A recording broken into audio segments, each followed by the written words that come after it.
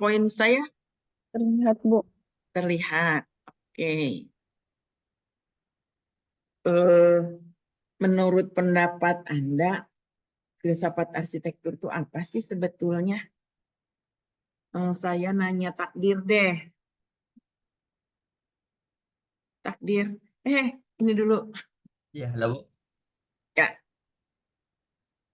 apa? filsafat arsitektur ya, Kok. Ya. Kalau dari pendapat saya, Bu, filsafat arsitektur itu semua hal yang terbentuk dari arsitektur yang dari dasarnya itu adalah bangunan, itu memiliki filosofi dan cerita tersendiri untuk dari bentuk bangunan tersebut. Sama halnya dalam sebuah rumah, yang contohnya rumah panggung yang ada di daerah Sulawesi Selatan, itu dia mengadopsi bangunan itu dia adopsi dari bagian perbagian yang ditentukan sendiri oleh manusianya, yaitu bagian bawah, bagian tengah, dan bagian atas. Nah, mereka menyebutnya itu bagian bawah itu yang ada di kaki, dan itu disamakan ke pondasi bangunan, sedangkan bagian tengah itu adalah badan dan difilosofikan ke bentuk ke dalam bangunannya, yaitu badan rumah yang dinding, di mana dinding dan eh, penyangganya. Sedangkan bagian atas itu adalah kepala, dia sandingkan dengan atap rumah tersebut. Itu mungkin, Bu, dari saya, Bu. Ya, salah satu bentuk filosofinya ya. Padahal filosofi ternyata bukan hanya pada bentuk, tapi juga pada prinsip, konsep, nilai. Yang tadi mungkin nilai-nilai ya. Terus juga tujuan, dampak, desain ya. Jadi ada banyak makna filosofi seperti ini. Kenal ini, pernah melihat gambar ini, Astrid? Di IKN. Pernah Ibu di IKN. Ya, di gambar IKN ya, karena belum jadi juga bangunannya ya. Ya. Iya, iya, saya juga belum pernah boro-boro ya, belum pernah ke sana gitu, ke Kalimantan. Nah, salah satu filosofi arsitektur itu bentuk ya, bentuk atau simbol dari bangunan tersebut. Meskipun kadang-kadang apa sih yang Anda bisa tangkap dari bentuk ini, Astrid? Bentuk Garuda, Ibu, yang sedang dibentangkan sayapnya. Ya, tahu siapa ini yang merancangnya? Eh, Nyoman Nuarta. Nyoman Nuarta. Iya, Nyoman Nuarta itu arsitek bukan? Seni, ya Ibu. Ya, menurut pendapat ya, nanti saya akan bertanya juga. Menurut pendapat Astrid, apapun lah yang tertanam di pikiranmu atau yang terlintas di benaknya Astrid melihat bangunan seperti ini.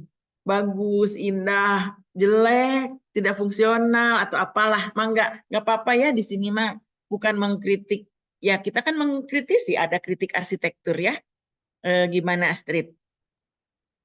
Sepertinya ini akan memakan banyak biaya, tapi untuk bagian sayapnya itu kurang fungsional, Ibu.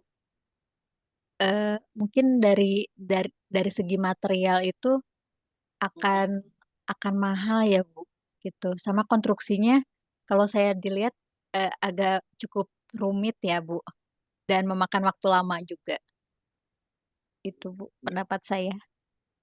Saya juga belum pernah melihat ya zonasi ruangnya seperti apa karena hanya tampilan luarnya yang diekspos ya. Dalamnya seperti apa. Meskipun pernah juga mendengar nanti katanya di sayap-sayapnya itu akan ada hutan gitu ya. Kurang tahu juga tapi seperti itulah. Nah, ada perancang di sini ya, Pak Andi Zainal. Menurut Pak Andi Zainal melihat bentuk bangunan ini apa pendapatnya? Ini belum jadi ya atau belum Bang? Atau sudah di ACC akan jadi istana? Entahlah. Pak Andi gimana? Iya Bu. Baik. Mm-mm. Kalau saya melihatnya ini Bu, apa ya? Saya juga belum pernah melihat sejelas sebenarnya Bu. Kalau saya lihat dari layar komputer ini, Mm-mm. kayaknya mulai dari model kepalanya itu loh, apa ya? Sepertinya dia menunduk ke bawah Bu ya, Iya, menunduk ke bawah. memandangkan mulut ke bawah itu. Saya rasa ini apa ya? Sebuah sesuatu yang buat anak-anak itu mungkin bikin takut Bu ya gitu ya. Tidak menyeramkan gitu. Terus yang kedua, ini kan sebuah tempat kantor mungkin, tempat juga Mhm. tempat rekreasi, antara antara antara bentuk kepala itu dengan eh, bangunan ini sebagai tempat rekreasi kayaknya enggak sepadan buat saya gitu Bu. Mhm. Mhm. Dari bentuk mulutnya yang terbuka kelihatan kayak muka ular gitu. Oh, iya Ya, ya. ya Bu. Padahal kalau di lambang Garuda Pancasila dia tidak menunduk ya. Iya, Dia enggak Bu. Dia memalingkan ke menengok ke samping kanan. kanan Bu ya. Kanan Betul. ya Bu. Iya, baru memang modelnya kayak model Garuda itu enggak seperti ini kepalanya itu. Iya ya. Ya, Entah itu nanti isinya apa ya ruangan di situ. Saya juga tidak tahu. ya, Tapi ini pemenangnya katanya ya. Ini pemenangnya. ya. Jadi ini lebih lebih menekankan pada simbol, ikon gitu ya, tidak pada fungsi. Oh iya Bu. Lalu materialnya katanya ini adalah perunggu. Iya ya, perunggu. Sehingga mudah dibentuk gitu. Tapi dilihat dari material tersebut, kita bisa lihat kalau itu logam betapa akan panas gitu ruangan yang dibentuknya. Padahal Kalimantan itu panas ya, panas. Pernah ke Kalimantan? Katanya panas. Sulawesi juga. Saya pernah ke Makassar juga panas buat saya ya Makassar. Hmm, ya dibanding Bandung. Di Bandung pun saya kepanasan. Yang nggak panas tuh di Cisarua, tuh di tempatnya Irfan tuh nggak panas. Ya Irfan ya, nggak panas kan? Yang dingin. Di Babuk dingin, iya. ya dingin. Ya karena itu masuk Lembang ya KBB. Mas nggak masuk Lembang ya? Enggak, Bu, nggak masuk Lembang. Ya saya masuk Lembang. Tapi paling berapa kilometer lah dari situ ya. Baiklah, ini adalah salah satu bentuk bangunan arsitektur yang syarat dengan makna dan simbol. Kadang-kadang jadi mengalahkan fungsi. Serumit apapun, pokoknya kalau simbol yang jadi nomor satu, maka akan seperti ini. Yang jelas kalau ini jadi rumah tinggal, benar-benar tidak akan fungsional, ya. Tapi sekali lagi, salah satu bahasan filsafat arsitektur adalah simbol. Simbol malah saya simpen nomor terakhir ya, sebentar. Ada estetika, ya, ada hubungan dengan lingkungan. Oke, kita bahas satu-satu aja lah dulu ya. Ini masih gambar sih, belum ada yang jadi ya, belum ada yang jadi. Jadi katanya filsafat arsitektur itu cabang dari filsafat yang mempelajari aspek filosofis terkait prinsip. Prinsip arsitektur itu apa ya? Fahita kerja di mana? Saya lagi freelance, Bu. Oh, freelance. Iya. Perancang, desainer. Iya, tapi sekarang lagi banyaknya desain grafis. Oh, desain grafis. Oke, saya balik lagi ke Pak Andi Zainal. Prinsip arsitektur apa saja yang diketahui Iya Bu. kalau merancang? Kalau prinsip arsitektur itu Bu, terkait dengan prinsip apa tentang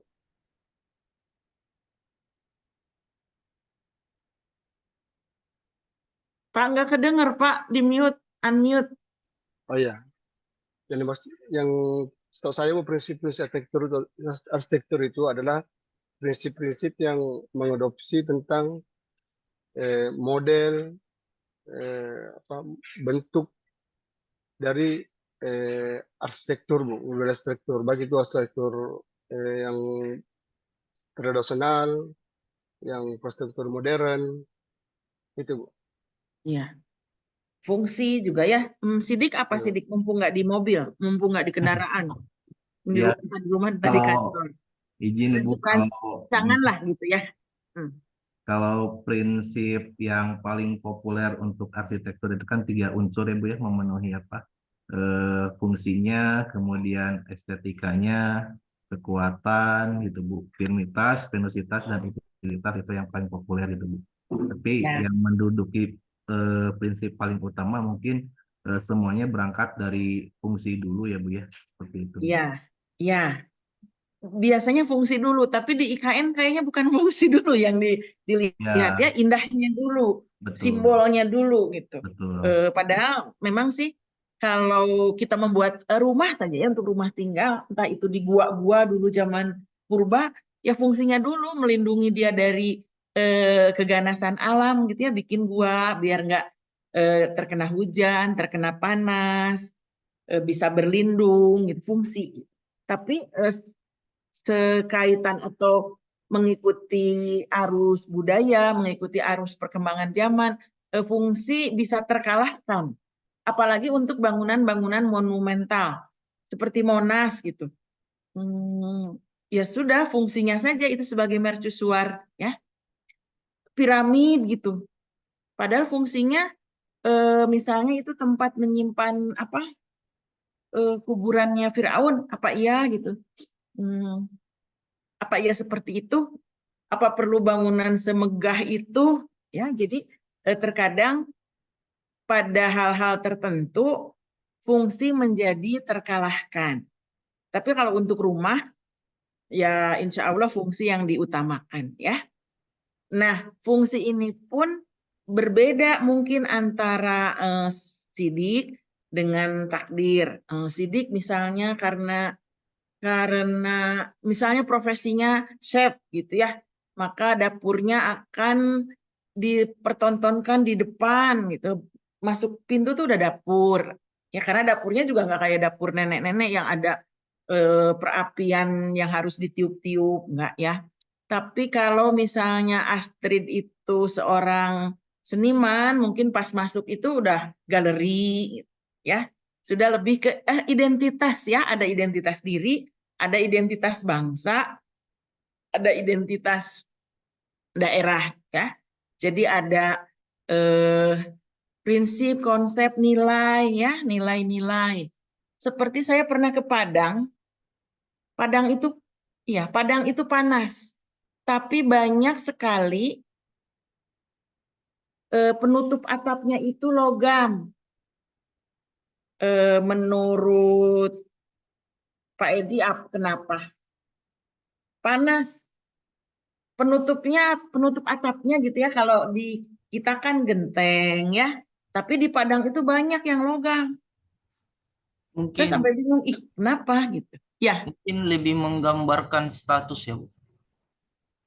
yang jelek-jelek juga, yang maksudnya rumah-rumah yang tidak bagus juga dari logam. Entah itu seng atau apa gitu. Yang dibentuk seperti rumah Minang apa ya itu penutup atap Minangkabau itu rumahnya bentuknya apa? Kapau gitu ya? Gadang, Bu. Ya, hampir sama dengan rumah di Sulawesi, Bu. Oh Cuman iya, yang iya rumah gitu. khas Toraja. Iya, tapi kalau di kotanya kan rumahnya tetap penutupnya masih genteng atau Dia pelapa, Bu, pelapa. oh iya, pelapa Kayu. kayu. Penutupnya ada genteng beton, ada keramik. Dia pelapa kayu sama daun kelapa yang disusun-susun kayak daun jerami, Bu. Oh, yang di Padang ini, iya, Bu. iya. Kalau yang di Toraja itu, Bu. Kalau di Padang, dasarnya tahu kenapa bisa kuningan? Kuningan atau seng atau apa ya? Iya, Pada Bu. akhirnya saya cuma berpikir gini, apa karena mereka memiliki pemikiran bahwa selama manusia hidup nggak boleh ditutup dengan tanah, seperti genteng apa ya, genteng tanah liat. Genteng kan terbuat dari tanah ya, tanah yang dibentuk kayak bata merah gitu ya, dibentuk menjadi genteng.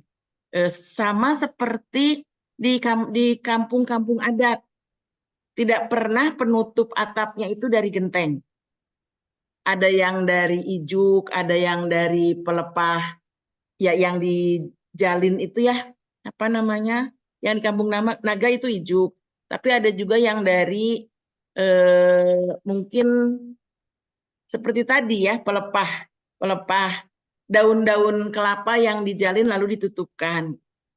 Saya nggak tahu sebetulnya kenapa pakai penutupnya dari seng atau logam.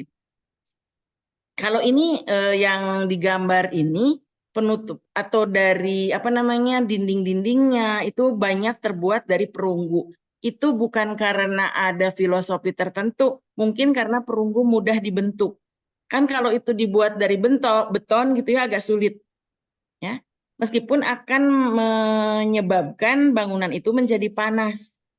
Demikian pula yang di Padang, saya yakin itu mungkin harus pakai AC kalau saya ya karena nggak kuat panas. Itu mungkin filosofi yang dianutnya adalah selama manusia hidup sebaiknya tidak ditutup oleh tanah. Salah satunya genteng. Jadi nggak lihat genteng saya, ya lihatnya yang seperti itu. Ada beberapa yang sudah ditutup oleh genteng atau pokoknya bukan logam. Mungkin karena mereka sudah menganut paham ya ini kan bukan tanah kuburan, ini kan rumah gitu ya. Meskipun karena kan tadi seperti yang diterangkan oleh Takdir, dalam bangunan-bangunan tradisional itu mencerminkan tiga aspek, ada bawah, bodi, dan kepala. Nah, si kepalanya itu kayak penutup gitu, maka dia harus bagus, harus indah. Nah, keindahan itu yang ditafsirkannya beda-beda ya, begitu. Nah, selain hal tersebut, ini ya, melibatkan refleksi mendalam tentang makna ya. Makna banyak dilihat dari simbol. Tujuan biasanya ya tergantung. Kalau simbol ya tujuannya untuk bisa dilihat orang, bukan pamer ya. Ya pamer, tapi pamernya seperti Monas itu untuk identitas, ya pamernya untuk identitas. Terus dampaknya seperti apa?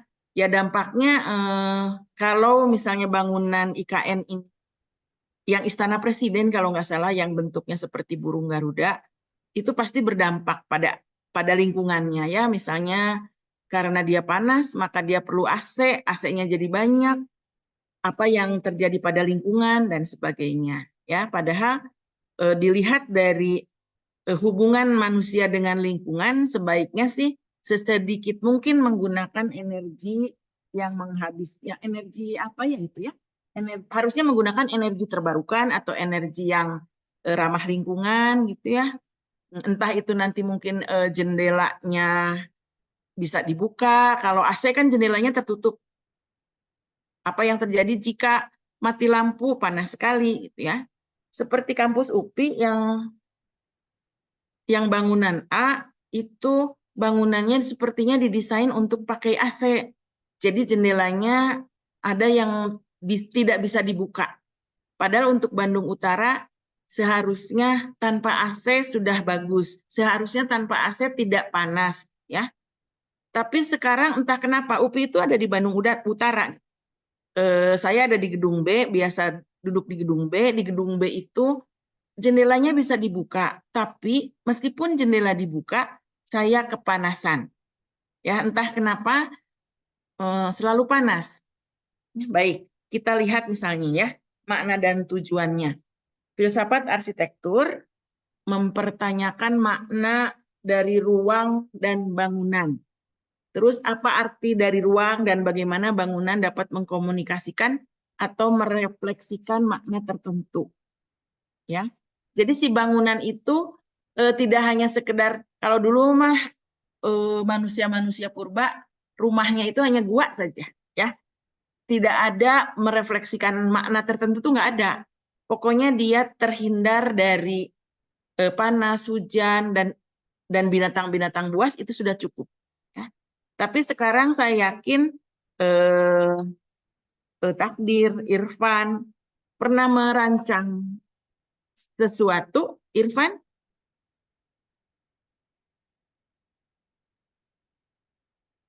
trik, Aku pernah rumah, kantor, masjid. rumah pernah, glamping pernah, villa pernah. Oke, pada saat merancang villa dan rumah, apakah tujuannya sama, lalu nanti bangunannya sama, atau bagaimana? Atau memiliki simbol, ikon apa gitu, fungsi dan sebagainya? Mangga, apa bedanya villa dan rumah? Untuk mendesain rumah dan villa sebenarnya dari aspek fungsi berbeda, Bu. Termasuk dengan tujuannya. Kalau rumah mungkin lebih diperuntukkan karena kebetulan rumah yang didesain itu rumah untuk dikomersil, harus mencakup pangsa pasar yang sesuai dengan pilihan target pasar. Sedangkan untuk villa itu target pasarnya secondary sehingga juga harus menyesuaikan selera dari pasarnya itu sendiri, Bu. Begitu kurang lebihnya. Takdir pernah merancang? Nah, Bu, Pernah. ya pernah, Merancang Bu. apa? Merancang apa? Eh, Merancang masjid sama gereja, Bu. Oh ya, oke, menarik sekali. Sama-sama Sedikit tempat ibadah. sedikit ya Mari sedikit ceritakan. cerita, Bu. Bedanya antara merancang masjid dengan gereja. Kalau masjid yang kita tahu yang eh, sama-sama tujuan yang sama, tempat beribadah. eh, Selama ini yang saya merancang masjid intinya untuk ada untuk jamaah tempat mimbar sama ruang khusus untuk si marbotnya sendiri. Nah, stuck sampai di situ. Kalau untuk gereja sendiri itu berbeda, Bu. Ya, apalagi untuk gereja Katolik. Di gereja Katolik itu ada altar, tempat altar di mana yang hampir sama dengan untuk tempat mimbar. Tapi sedangkan altar sendiri bedanya ini dia cukup luas karena itu apa ditempati untuk banyak orang. Terus ada namanya ruang pengampunan dosa. Nah, itu dia bilik-bilik kecil di mana para jamaahnya sendiri dia apa menceritakan masalahnya kepada pastornya. Nah, yang makna yang saya maksudnya tambahan ilmu yang saya dapat di sini mereka membuat sesuatu itu semua bermakna, Bu, mulai dari kolom dari kolomnya, jendelanya maupun aksesoris yang ada di dalam bangunannya tersebut. Ah, eh, sedangkan di masjid sendiri mungkin ada beberapa yang bisa ada beberapa yang terbentuk dari eh, makna dari keislaman sendiri, tapi itu yang eh, tidak diperhati, maksudnya yang tidak kadang diabaikan oleh si pemesan desain. Sedang meskipun kami sebagai seorang perencana sudah apa meluruskan ke sana, tapi mereka tetap terobsesi dengan keindahan dan referensi yang didapatkan. Sedangkan di gereja sendiri tidak seperti itu. Artinya dengan gaya arsitektur yang dia diadopsi tetap bakalan mengacu ke sana. Seperti gereja Katolik sendiri, gaya arsitektur yang diadopsi itu adalah arsitektur gotik dan semua yang menyangkut masalah gereja itu harus dengan gaya arsitektur gotik tersebut. eh ya dari situ sampai sekarang pun masih jadi salah satu bagian tim perencananya gereja Katolik gereja Katolik Katedrali yang ada di Makassar, Bu. Seperti itu sih, Bu, pengalamannya, Bu, dalam merancang Iya, iya. masjid dan gereja, Bu. Terima kasih, Bu. Menarik ya. Begini, kan kalau masjid kayaknya masjid NU Muhammadiyah sama aja ya. Seperti itulah masjid. Saya nggak bisa membedakan masjid NU, masjid Muhammadiyah. Tapi saya ingin tanya karena saya tidak tahu ini. Kalau gereja, mungkin yang lain juga nggak tahu ya. Kan ada gereja Katolik, ada gereja Protestan. Apakah dari bentukannya memang berbeda atau sama saja seperti masjid? Saya juga tidak bisa membedakan mana masjid NU, mana masjid Muhammadiyah. Gitu. Apakah dari bentuknya saja bisa dibedakan atau sama aja? Yang lain boleh jawab ya. Kalau dari tampak sih itu sudah jelas berbeda, Bu, Oh, antara berbeda? dari fasad ya berbeda, Bu. Kalau Katolik sendiri yang seperti saya bilang tadi, Katolik sendiri itu ide apa gaya arsiteknya itu sudah jelas ke gotik, sedangkan Protestan sendiri agak ke modern-modernan, Bu. Oh ya, tuh lihat. Dari bentuk saja kita sudah bisa membedakan ya. Yang mengerti, kalau yang tidak mengerti memang tidak akan bisa ya. Eh, dari bentuk kita bisa membedakan, oh ini kepercayaan mana, ini kepercayaan mana. Ya, bedakan bentuk masjid dengan bentuk pura gitu ya. Beda dengan bentuk apa yang Konghucu itu namanya? Kelenteng gitu, beda. Meskipun ada beberapa juga yang mengakomodasi bentuk kelenteng jadi masjid. Biasanya misalnya orang non-muslimnya dari entah Konghucu, entah kepercayaan-kepercayaan dari Chinese gitu ya. Lalu mereka membuat masjid. Mereka mengadaptasi bentuk-bentuk kelenteng, tapi jadi masjid. Gitu. Seperti sekarang katanya banyak gereja yang dijadikan masjid. Mungkin fasad depannya dibiarkan saja, gitu. Tetapi di dalamnya hal-hal yang misalnya lukisan, gambar, cuma itu aja. Bagaimana menurut Bapak dan Ibu, Anda semua ya, Astrid dan Fakita, mengenai hal tersebut?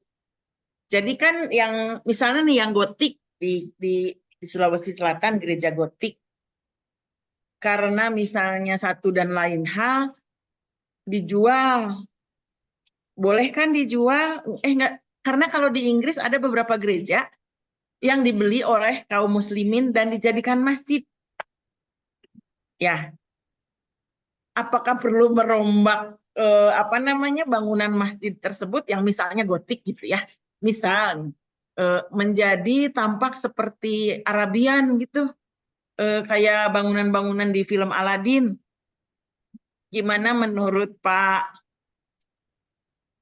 Oh ini Nur. Sebentar, Astrid. Ini Nur Muhammad Barokah. Tapi yang Alimudin yang nggak ada ya? Alimudin.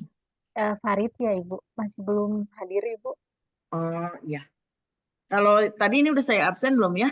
Nur Muhammad Barokah. Sebentar saya cek. Muhammad Farid Alimudin nggak ada. Muhammad Barokah ada. Ade ada.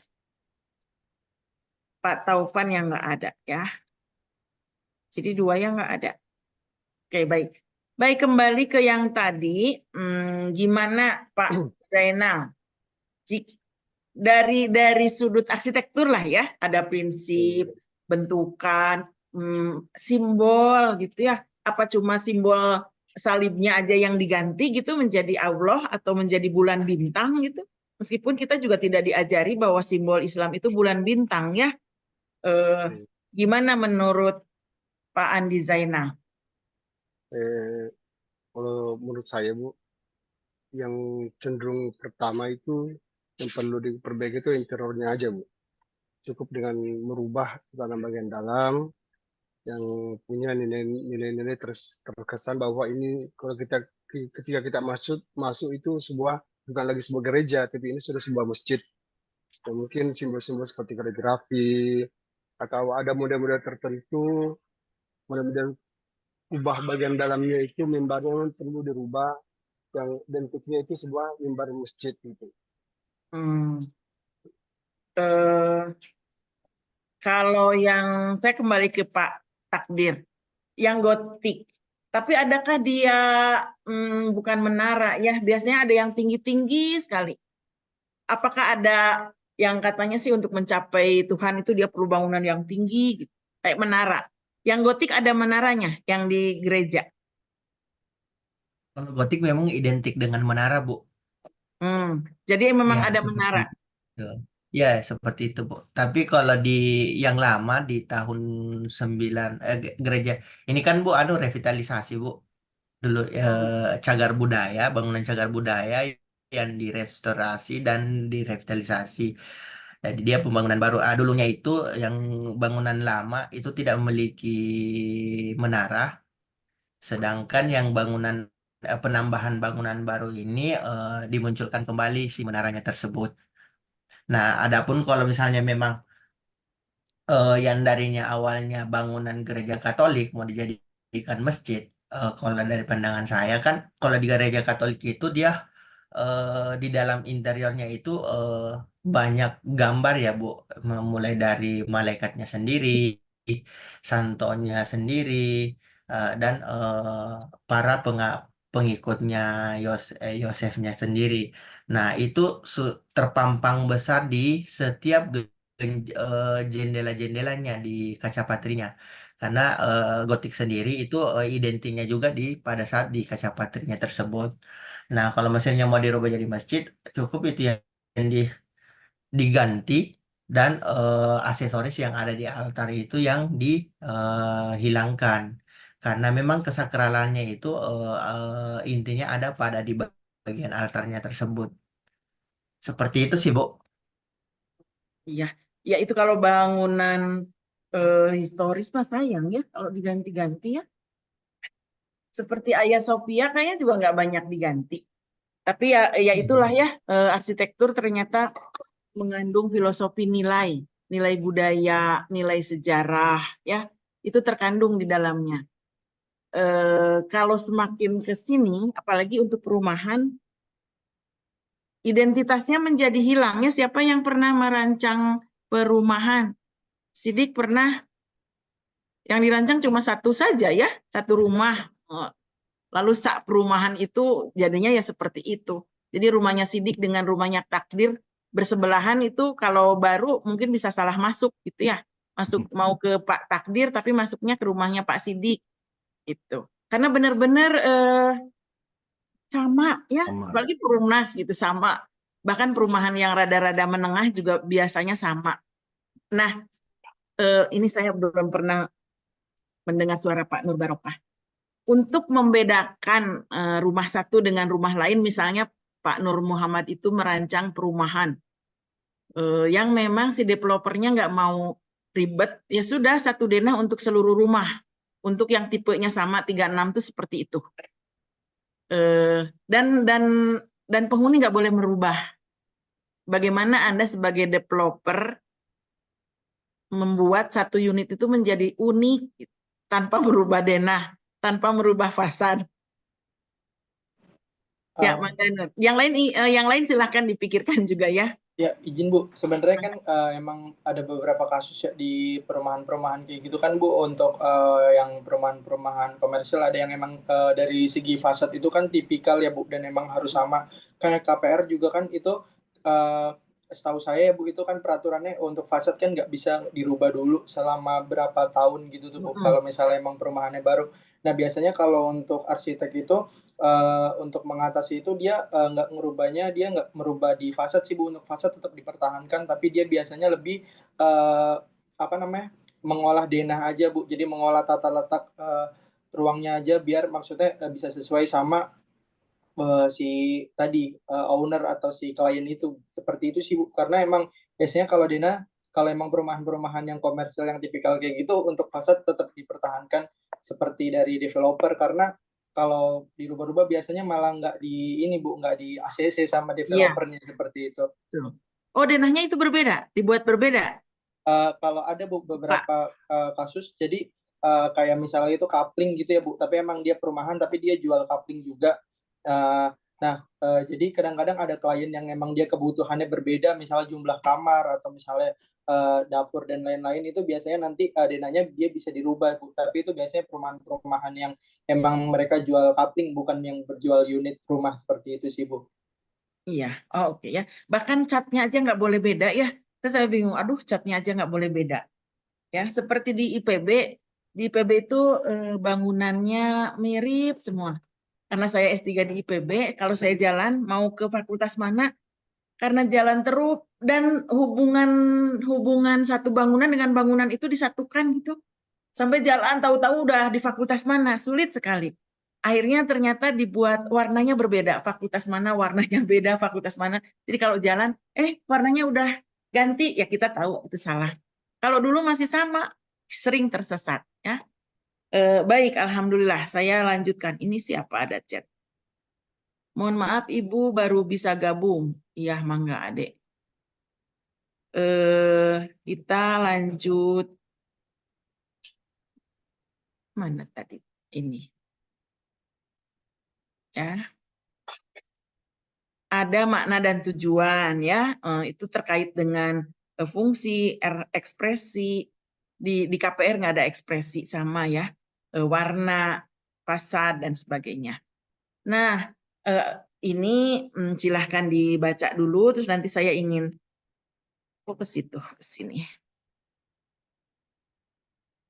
Nah, katanya ternyata hampir semua aspek ternyata dibahas di dalam filsafat arsitektur ya, lingkungan alam, bahkan lingkungan sosial ya, itu ada interaksinya antara alam dan bangunan. Yang rumahnya di Bandung banyak ya di sini, kecuali yang di Sulawesi. Kemarin itu ada angin puting beliung atau bahkan ada yang bilang tornado gitu di Ranca Ekek. Padahal seumur-umur saya di Bandung kayaknya juga jarang-jarang ada angin yang segitu dahsyatnya. Apakah itu berhubungan tidak dengan tatanan arsitektur atau perubahan lahan yang terjadi atau gaya hidup manusianya atau apanya? Oke, Fahita rumahnya di mana? Di daerah sana nggak? Di Bekasi, Bu. Tapi Oh, di Bekasi. kemarin saya sempat baca tanggapan dari salah satu peneliti di BRIN. Beliau bilang memang sih anginnya ini bentuknya ciri-cirinya lebih ke tornado daripada ke puting beliung. Kalau puting beliung kan biasanya dari bawah ke atas, tapi kalau angin topan ini dia bentuknya dari atas dulu baru ke bawah gitu. Jadi makin lama makin membesar gitu. Jadi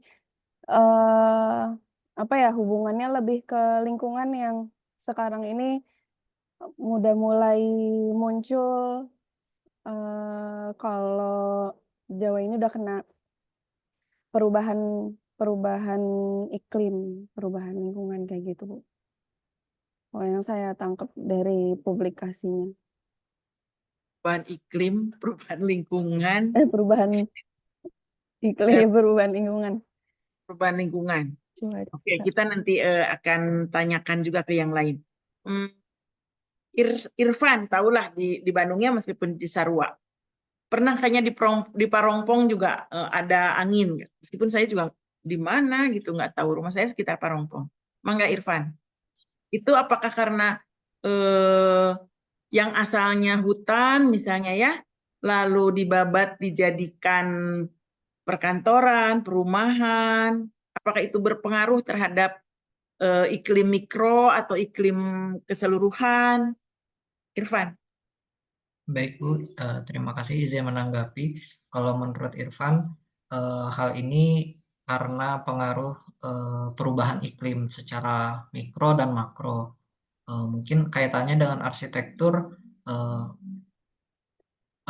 dampak dari pembangunan arsitektur itu terhadap perubahan iklim itu lebih besar daripada mungkin kalau selama ini emisi dari kendaraan bermotor menyebabkan pemanasan global. Ternyata setelah diteliti itu hanya, kalau tidak salah itu hanya 16% gitu dari dampak pemanasan global. Sedangkan dari pemanasan global itu yang lebih besarnya itu adalah karena dampak dari arsitektur, karena pembangunan bangunan seperti kita membangun butuh semen, semen itu butuh eh, pengerukan dari tempat wisata, bukan wisata, dari tempat tambang-tambang buat semen, sehingga suatu daerah itu tercemar. Itu baru semen, belum besi, Baja belum beton. baja beton, begitu Bu kurang lebihnya. Iya, iya. Ada. Oke, satu lagi deh. Sidik. Ya Bu, izin mungkin menurut pendapat saya arsitektur itu kan sebetulnya intervensi terhadap alam ya Bu ya. Jadi kondisi alam yang memang pada awalnya sudah seimbang sedemikian rupa dengan pola-pola dan sistemnya, ketika arsitektur itu masuk kan ada sesuatu yang mempengaruhi itu.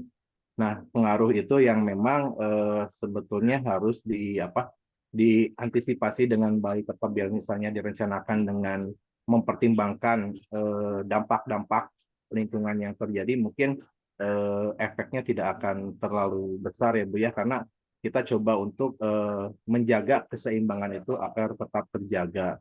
Hanya saja ketika misalnya dalam perencanaan dan pelaksanaannya ada sesuatu yang pada akhirnya ternyata mengganggu keseimbangan, nah itu yang menjadikan kondisi-kondisi alam yang mencari keseimbangan baru, mungkin seperti itu Bu ya. Jadi ada dampak-dampak yang pada akhirnya harus ditanggung oleh manusia gitu akibat pembangunan dan lain-lain seperti itu Bu. Iya ya, dan itu tugas Anda ya, tugas Anda Betul. semua. Betul. Nah, kembali ke IKN ya, kan itu tuh asalnya hutan. Tadi saya melihat beberapa blog, terus web, YouTube, itu tuh asalnya hutan. Hutannya bagus sekali. Terus dibuatlah IKN. Berarti ada jalan yang harus dibangun, ada gedung-gedung yang harus didirikan, lalu ada danau juga, berarti dia harus membendung atau apa gitu ya. Ini mah di luar kaitan politik.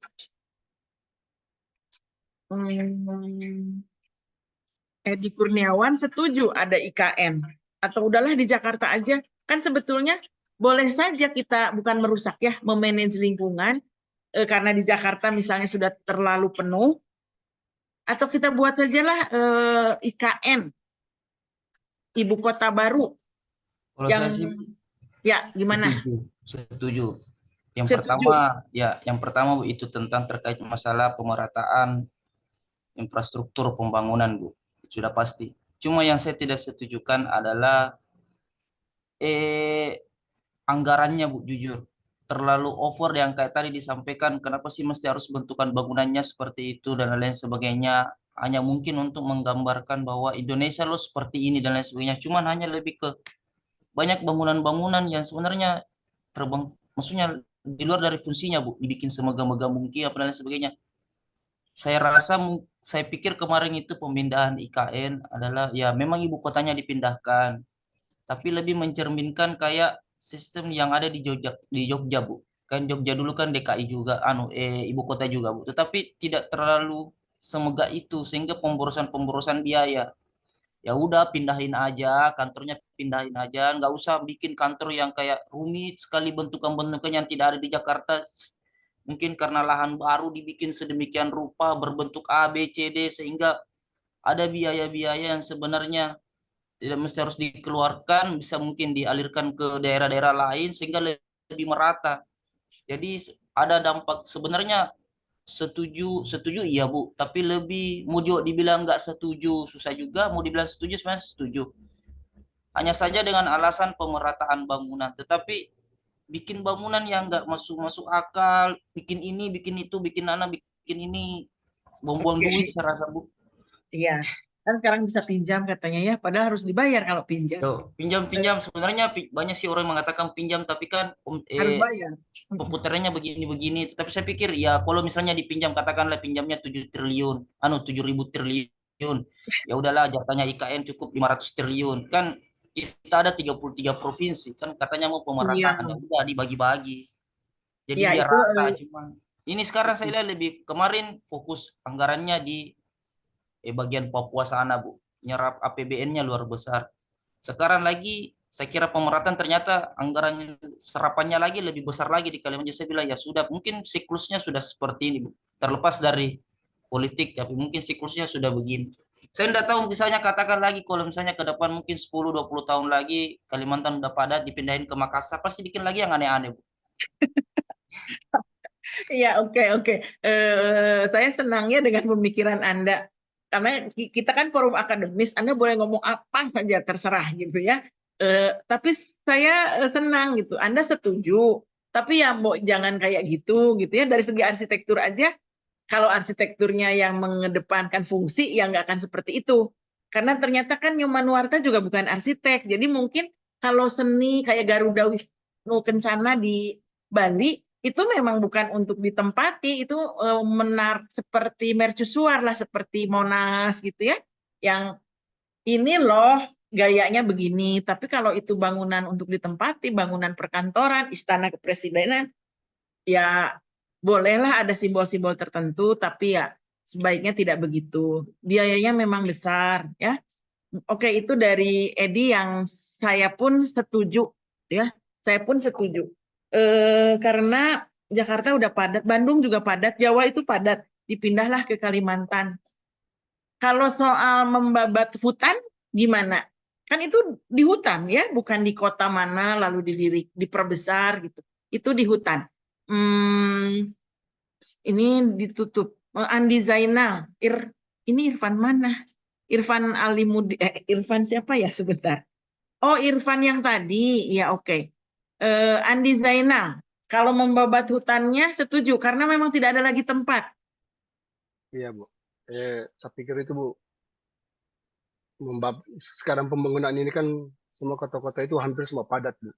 Yang sisa yang tersisa ini hanya lahan-lahan seperti yang Kalimantan itu memang lebih luas hutannya dibanding dengan lahan untuk peruntukan perumahannya, Bu. Saya sih sepakat saja kalau hutan yang dibabat begitu memang untuk kepentingan nasional. Akan tetapi kan perlu ditinjau ekosistem yang ada sekitarnya, Bu. Harus menyelesaikan gitu. Harus menyelesaikan ekosistem sekitarnya, di mana tetap harus menjaga ekosistem yang mau dihidupkan di sekitarnya, apalagi ekonomi masyarakatnya gitu, Bu. Perlu yang saya lihat ini kan yang seperti Pak Edi beda memang begitu, Bu. Karena hampir di sana itu sedang informasinya saya punya keluarga di sana itu masyarakat dulunya yang tinggal sekitar itu memang sudah pergi, Bu, suruh diusir, dibeli tanahnya, baru suruh pergi. Nah, ini kan tidak boleh seperti itu, Bu. Ini kan pemindahan sebuah negara itu kan bagian dari untuk menghidupkan ekonomi masyarakat gitu. Itu seperti itu, Bu. Iya, ya. Karena memang alam ini kan diciptakan untuk manusia ya. Jadi selama memang amdalnya oke ya, silakan dibangun. Tapi memang ada yang aspek sosialnya tadi suruh pergi ya, tanahnya diambil. Itu kan itu bukan hutan atau tanah masyarakat. Sepengetahuan Anda. Dia memang di sana itu waktu saya tanya kemarin itu kan memang bukan masih tanah hak pakai begitu, milik negara tapi hak pakai kan mestinya kalau ada sebuah dusun yang terbentuk seperti itu kan dibalikan tetap ada seperti itu, Bu. Mungkin perlu dikondisikan dengan bangunan yang akan dibangun nanti gitu. Bukannya diusir, bukannya dipindahkan. Dipindahkannya pun tidak tentukan tempatnya, Bu. Ya sudah pindah kemana saja. Cari hutan lain gitu ya. Iya, Bu, gitu. Oke, baik. Baiklah, banyak memang di filsafat arsitektur itu yang bisa kita diskusikan ya, mulai dari hubungan manusia dengan manusia lainnya, gimana di kantor itu, apakah cocok kan sekarang perkantoran itu kalau dulu ruang-ruang, nanti dibuat kayak box gitu ya yang cuma semeter lebih gitu. Apakah itu cocok untuk orang Indonesia? Mungkin untuk orang Barat itu cocok. Apakah untuk orang Indonesia cocok? Tidak gitu ya. Tapi itu nanti lain kali. Saya ingin mengulas atau mendiskusikan calon piper Bapak Ibu ya. Siapa yang sudah siap dan yang tidak siap pun nanti akan saya minta. Kalau kemarin kan baru sampai judul ya. Kalau kata saya banyak banget referensinya. Tapi memang belum ada yang mengulas. Belum ada artikel tentang museum pendidikan, nggak tahu deh, atau saya yang kurang ini. Astrid sudah menemukan artikel tentang museum pendidikan. Untuk di Indonesia ini, kalau nggak salah ada 3 Ibu museum pendidikan. Ada Dalam di jurnal ada. Oh, dalam jurnal belum ada Ibu. Oke, apa yang sudah dilakukan oleh Astrid? Saya ambil kertas. Bentar.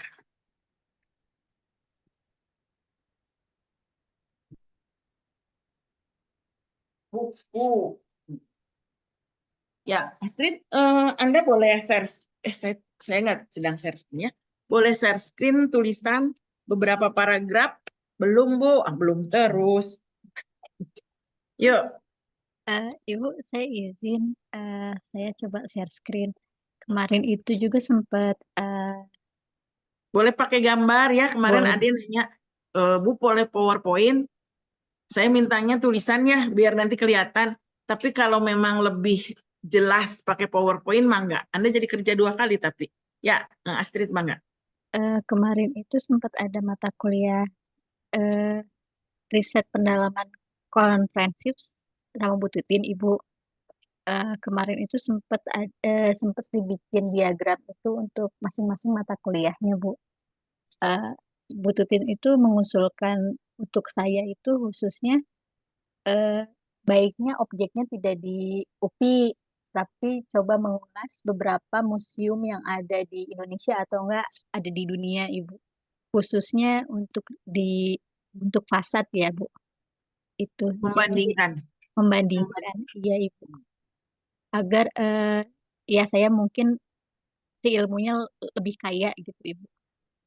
Daripada jadi harus tidak hanya fokus di museum pendidikan di UPI gitu. Iya, Ibu. Apa yang sudah dikerjakan oleh Astrid? Saya baru sedikit, Ibu. Saya izin share screen. Mangga.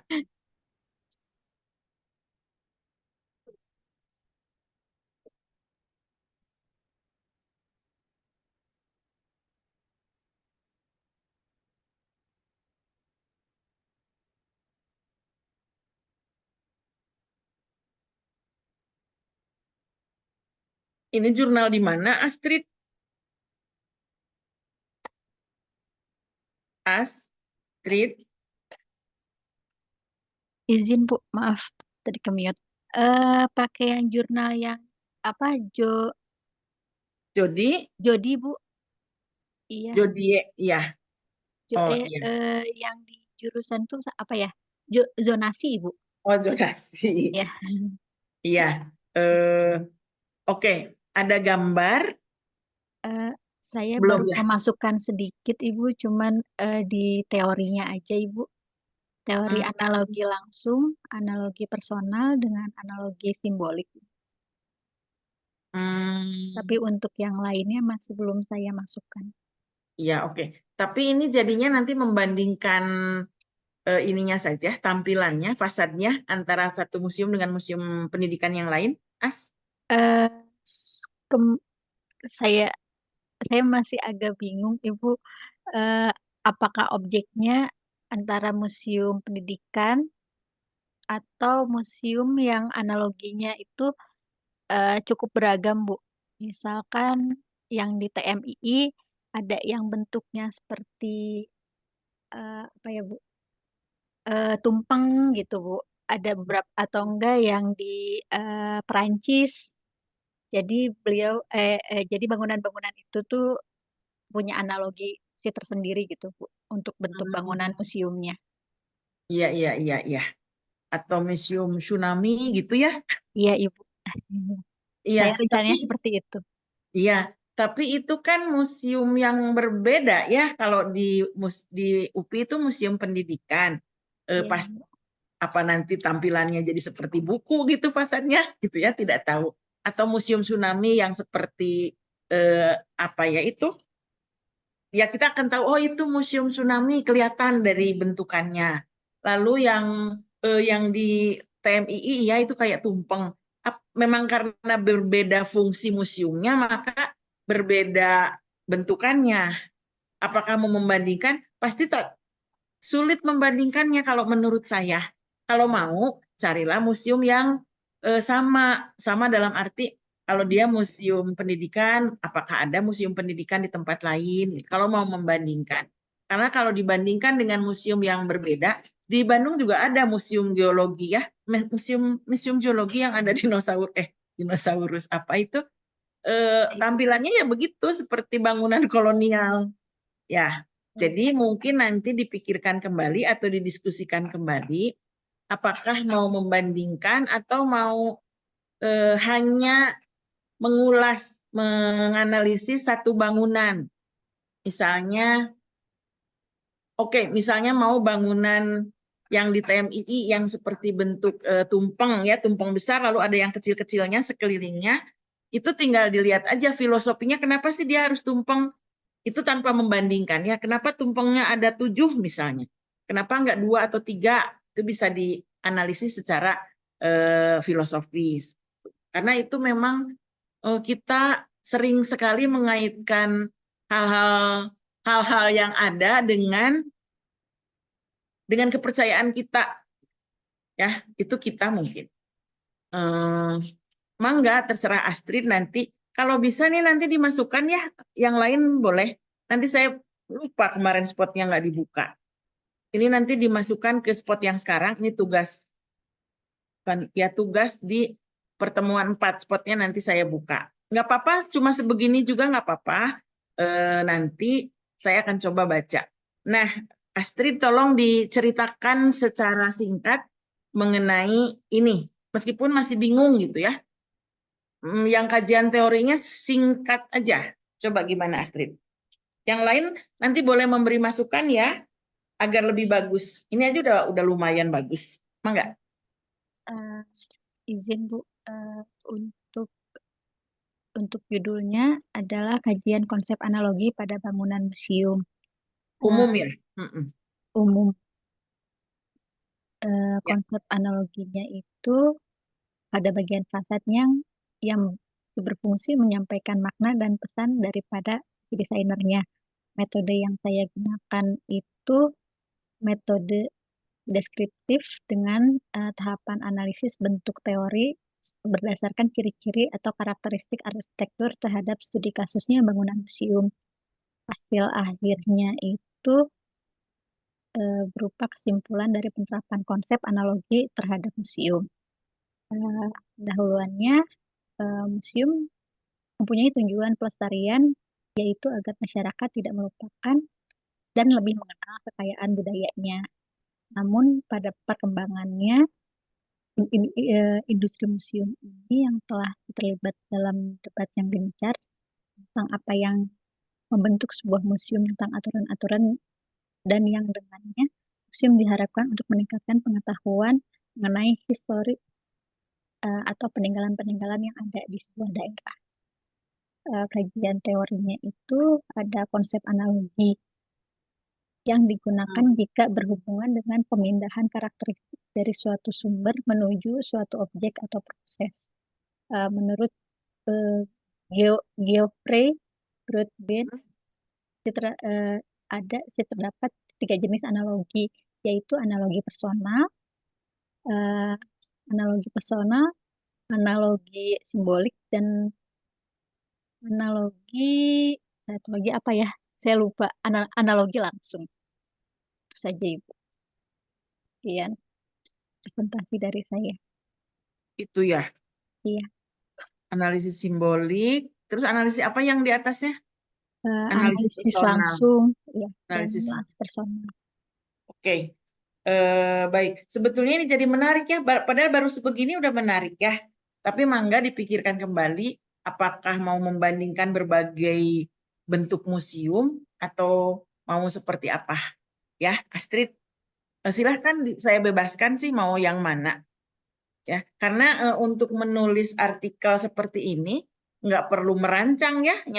Bahkan konten Anda bisa membaca dari berbagai jurnal, dari berbagai buku, lalu dibandingkan itu sudah bisa menjadi tulisan yang sangat bagus.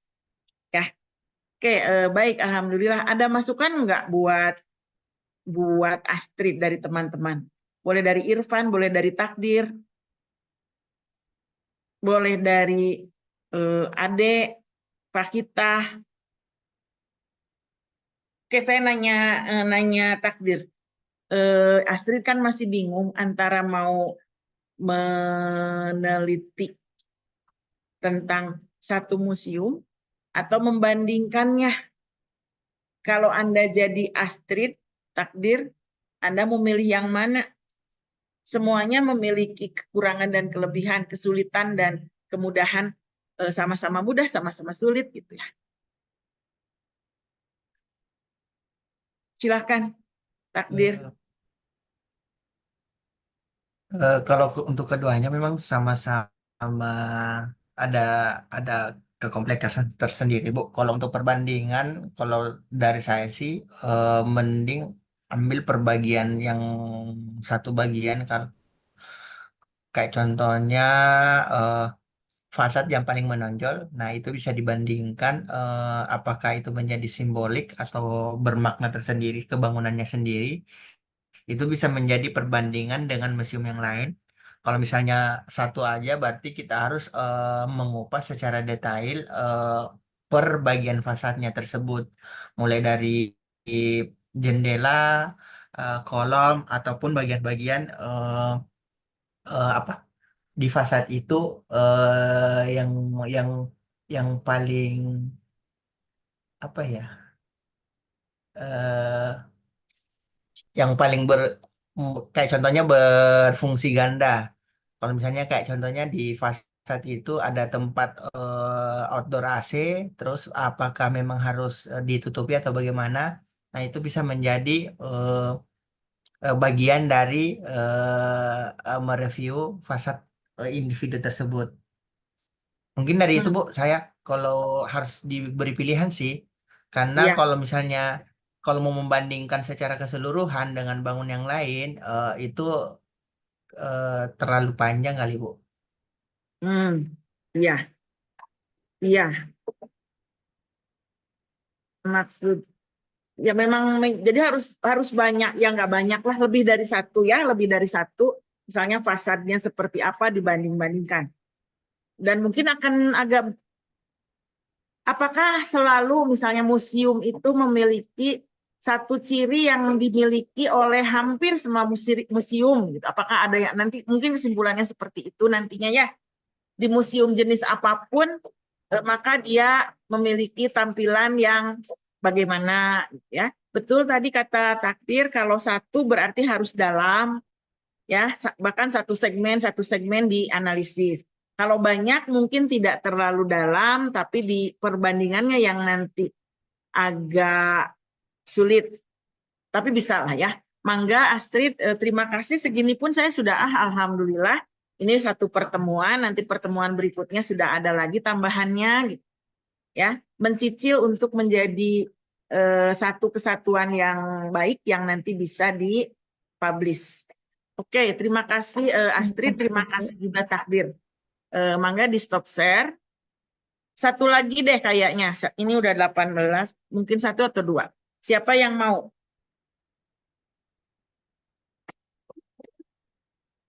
Ayo. Ini 18. Boleh Oka, boleh Edi. Oh, udah tahu tugasnya Edi, Pak Edi.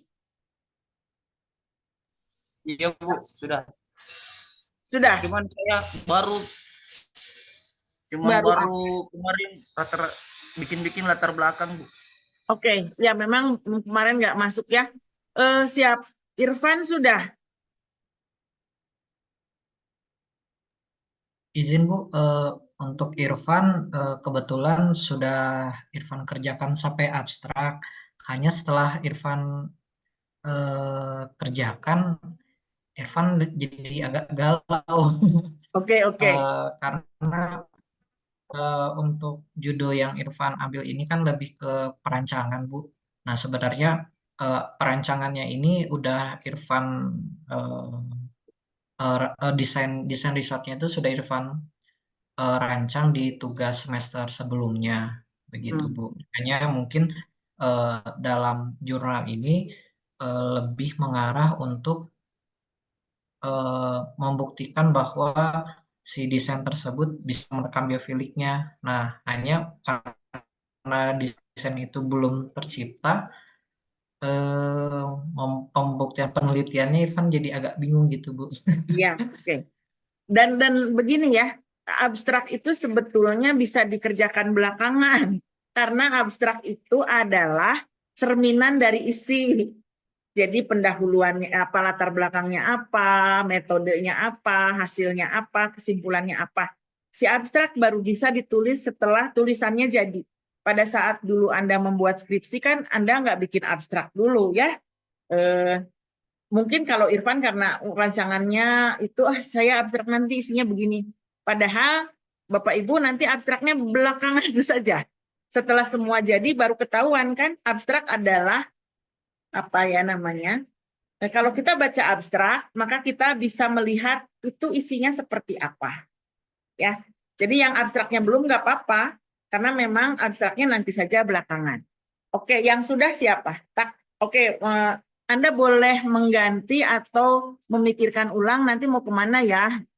Bahkan misalnya Anda mau seperti adik ya, adik itu mengamati masjid yang sudah ada. Ada yang Masjid Cirebon ya kemarin, oke ya yang Masjid Ya, Cirebon ya. saya Ya, jadi nggak perlu harus merancang dulu, lalu nanti dianalisis filosofinya apa. Itu mungkin terlalu sulit ya. Cari aja bangunan-bangunan monumental atau bangunan-bangunan yang Masjid Al-Jabar gitu misalnya ya. Mengapa Al-Jabar bentuknya seperti itu? Mungkin bisa dicari filosofinya. Kenapa seperti itu? Seperti apa sih bunga teratai atau apa nggak tahu saya. Ya, kalau boleh Irfan diganti boleh, mumpung masih agak lama kita ya. Kalau itu terlalu sulit, kalau saya bisa Bu, mangga. Ya, Baik. Tapi kalau misalkan si jurnalnya ini sebenarnya sudah tergambar oleh Irfan, tapi lebih mirip kayak jurnal eh, jurnal laporan tugas akhir Bu, itu apakah bisa? gini aja tuh, nggak masalah, tapi asal ada gini, dianalisis secara filosofis. Mengapa Oh, bentuk pintunya seperti masjid, misalnya, seperti pintu masjid. Mengapa bulat? Gitu. Ada makna-makna tertentu yang bisa digali. oh ya, Ya, Bu. Terima ada kasih. masjid yang bentuknya seperti teratai. Kenapa? Ya, Al-Jabar itu saya yakin Ridwan Kamil mesti mempunyai filosofi tersendiri. Itu kan ribet ya bikin apa ya namanya bagian-bagian tertentu lebih mudah, udah aja langsung bisa dicor langsung gitu ya kalau lebih murah gitu. Tapi karena ada makna-makna tertentu di balik bentuk Masjid Al-Jabar, jadinya ya seperti itu. Gitu. Ya, boleh kalau misalnya itu, tapi dikaji makna filosofis dari rancangan Irfan ya. Jangan-jangan jadi kebalik, jadi di apa namanya dicocokologi nantinya. Ya kalau kita dengan mangga mau itu mangga, mau diganti mangga. Baik, Bu. Ya. Terima Baik, satu kasih. lagi, ya satu lagi Oka deh, Oka Mangga Oka, Bu, Masjid Cirebon, izin share progres ya Bu. ya, share progress boleh.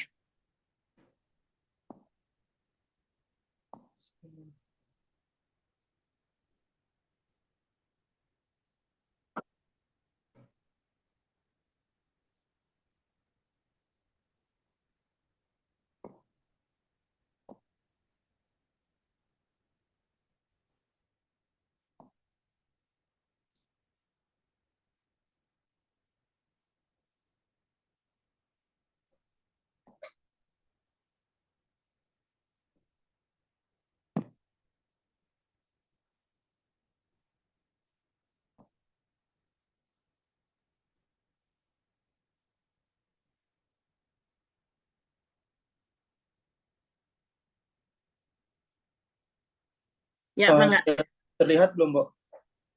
terlihat. Sama ya, sama itu nggak apa-apa. Analisis filosofis bentuk bangunan Masjid Agung. Ya, Cipta Rasa. Nah, jadi kalau dari judul kan ini ya, Bu. Ini baru mulai di latar belakang sih, Bu. Nah, maksudnya latar belakang, terus kalau untuk rumusan masalahnya kan ingin mengetahui dari filosofi bentuk bangunan masjid itu ya, Bu. Nah, tapi berhubung ini kan masjid, apa ya, Bu, maksudnya bisa dibilang masjid tradisional, maksudnya masjid bersejarah. Jadi emang di dulu tuh kayak masjid itu lebih mengutamakan ke fungsi sih, Bu, bukan ke bentuk. Nah, jadi di sini tuh pengennya tuh meneliti dari fungsi-fungsi tersebut sehingga menghasilkan bentuk yang seperti apa terhadap masjid ini gitu loh, Bu. Paling baru sampai sini sih, Bu. oke. Nggak ada gambar masjidnya. Belum dimasukkan, Bu, gambar-gambarnya. Oke. Jadi mau melihat makna filosofis ya. Iya, Makna filosofis aja, Mangga lah sementara judulnya bisa kita ganti-ganti, sementara ini saja dulu. Baik. Ade karena Ade itu juga menganalisis masjid ya. Ada masukan nggak untuk Oka? Seharusnya ini hanya bentuk masjidnya aja atau keseluruhan masjid dalamnya gitu, Oka? Nah, sebenarnya saya juga masih bingung sih, Bu, untuk menentukan maksudnya batasan-batasan atau apa aja nanti yang akan dibahas di sini ya, Bu. Nah, maksudnya lebih soalnya kan kayak lebih karena emang kalau masjid-masjid apa namanya tradisional itu secara bentuk kan mungkin nggak terlalu heboh seperti masjid-masjid sekarang ya, Bu. Maksudnya emang masjid-masjid yang atapnya limasan kayak gitu lah, Bu. Nah, tapi biasanya kalau secara filosofis tuh mereka tuh biasanya lebih ke fungsi-fungsinya itu loh, Bu. Kayak fungsinya itu ada ruang-ruang kayak misalnya seperti apa gitu, misalnya area sholat. Nah, terus dia jadi kenapa misalnya menggunakan atap seperti itu kayak gitu sih, Bu. Jadi tadi pengen ngebahasnya dari fungsi terus bentuknya seperti apa seperti itu, Bu. Ya, kalau fungsi berarti dalamnya juga enggak? Atau hanya pas fungsi fasadnya seperti ini atau bentukannya seperti ini? Iya sih, Bu, sama maksudnya sama dalamnya juga. Jadi lebih ke nanti ruang-ruang seperti apa, misalnya pembagian ruang-ruangnya, terus nanti itu untuk bentuk masjidnya seperti apa gitu, Bu. Iya, oke. Baik. Bahkan Bu Tutin itu disertasinya itu Masjid Kauman loh ya, itu bisa jadi disertasi. Pembagian ruang antara laki-laki dan perempuan. Itu kalau dibahas secara detail bisa jadi disertasi, tapi ini kan hanya satu mata kuliah ya. Jadi jangan terlalu menghabiskan waktu untuk satu tugas, Mangga. Tapi mudah-mudahan ini bisa menjadi tulisan yang menginspirasi, ya. Baik, Bu. Kenapa tampilan saya begini? Iya, Bu, ini sebentar, Bu. Oke. Iya, baik. Mangga nanti masih ada waktu untuk berpikir, tapi setiap minggu dituliskan ya, dan tolong nanti dimasukkan di spot. Saya berikan waktu sampai hari Minggu malam ya, memasukkan ini. Yang belum silahkan ditulis. Kalau misalnya saya belum memilih jurnal, ya nggak apa-apa lah, sementara jurnal mana saja, ada banyak kok jurnal ya. Tapi alhamdulillah saya appreciate pada yang sudah membuat, meskipun hanya baru sebegini itu udah alhamdulillah lah ya. Ade ada masukan, Ade? Kalau saya paling nih aja sih, Bu, kan kalau misalnya masjid-masjid yang terlebih yang dulu lah, Bu, ya. Biasanya dibangun itu ada pengaruh sama budayanya sih, Bu, budaya-budaya di sekitar. Soalnya kalau ngelihat dari masjid yang saya bahas juga tuh ada budaya tersendiri gitu. Jadi kayak fungsi-fungsinya dulu tuh ada faktor dari masyarakat sekitarnya gitu, Bu. Mungkin bisa dibahas di sana, Bu.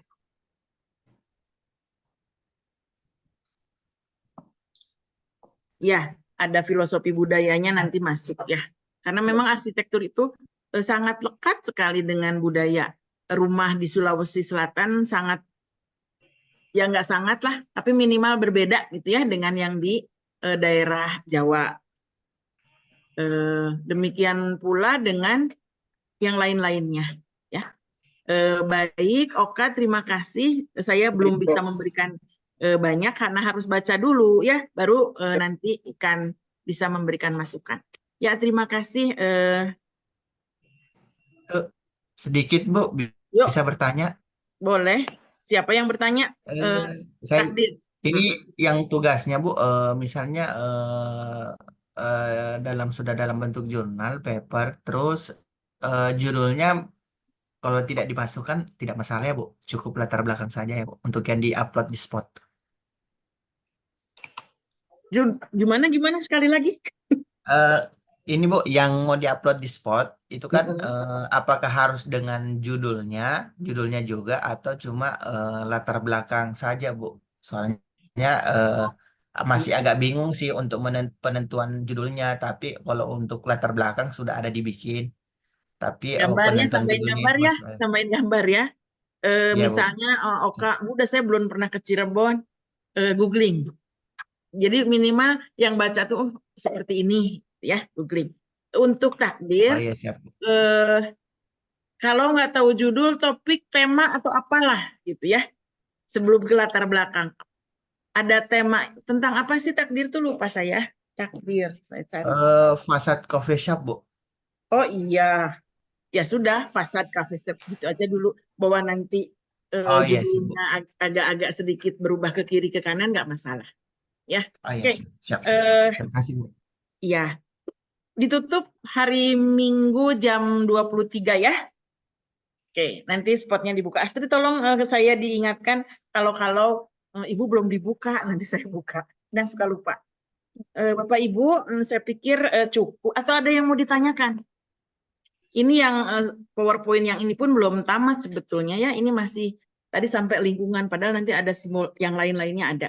Tapi saya ingin melakukan sampai di mana sih pekerjaannya. Astrid sudah oke ya, sudah langkah awal lah. Oka sudah oke. Nanti yang lain-lain silahkan ditulis meskipun hanya 1 paragraf, 2 paragraf, minimal saya sudah lebih mengetahui kemana sih arahnya ya. Mungkin itu dari saya. Memang ini masih ada waktu 8 menit, tapi saya pikir sampai di sini saja. 2 SKS itu cepat ya. Nanti yang lama itu yang 3 atau 4 SKS. Demikian dari saya. Mudah-mudahan apapun yang kita diskusikan hari ini bisa menambah wawasan kita untuk mengambil langkah yang lebih tepat pada saat Anda merancang, pada saat Anda memutuskan, dan lain sebagainya. Demikian. Assalamualaikum warahmatullahi wabarakatuh. Waalaikumsalam warahmatullahi wabarakatuh. Terima Terima kasih kasih Bu. Ibu. Ya, saya izin live ya.